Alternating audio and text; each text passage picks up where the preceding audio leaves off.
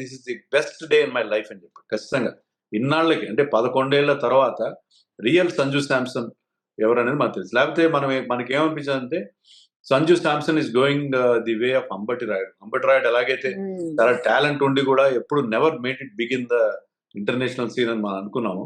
అలాగే అంబటి రాయుడు లాగా అయిపోతాడా సంజు శాంసన్, మరొక ట్రాజిక్ స్టోరీ, ఫెయిల్యూర్ స్టోరీ ఉండిపోతుందా సంజు శాంసన్ అనుకుంటే రియల్లీ అతను he redeemed himself at the age of 31. Really it was అంటే ఇండియాకి చాలా ముఖ్యం ఆ ఇన్నింగ్స్. అతనికి కూడా పర్సనల్ గా కూడా that was very very important innings for me. కేవలం సంజు శాంసన్ మాత్రమే ఆడాలి అన్నట్టుగా మిగతా ఆటగాళ్ళందరూ అవుట్ అయిపోవడం కావచ్చు, ఆయనకి ఇచ్చినటువంటి సపోర్ట్ కావచ్చు, అది చూసిన తర్వాత రియల్ కెపాసిటీ అనేది తెలిసింది. బట్ అది ఆయన కంటిన్యూ చేస్తాడా ఇదే అనేటువంటి ఒక మాటతో పాటుగా ఆయన ప్రతిసారి ఉండాల్సినటువంటి అవసరం ఏముంది, తన ప్లేస్ ఏంటి, తన ప్రయారిటీ ఏంటి అనేది గట్టిగా చెప్పింది అనే ఒక మాట వినిపిస్తోంది. నిజమే అంటారా?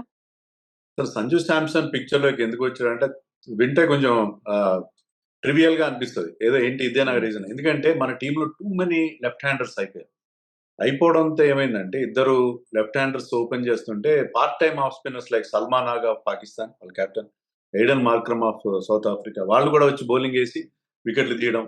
ఈవెన్ వేరే చిన్న చిన్న టీం నెదర్లాండ్ బౌలర్స్ కూడా ఆఫ్ స్పిన్నర్స్ వచ్చి వికెట్ అంటే లెఫ్ట్ హ్యాండర్స్ కి అగేన్స్ట్ గా ఆఫ్ స్పిన్నర్స్ చాలా ఎఫెక్టివ్ గా ఉంటారు. సో ఆఫ్ స్పిన్నర్స్ కున్న అడ్వాంటేజ్ ని నల్లిఫై చేయడం కోసం మనకి రైట్ లెఫ్ట్ కాంబినేషన్ ఉంటే బాగుంటుందని ఒకే ఒక ఉద్దేశంతో సంజు శాంసన్ తీసుకొచ్చారు. ఎందుకంటే అతను ఒక మ్యాచ్ ఆడాడు.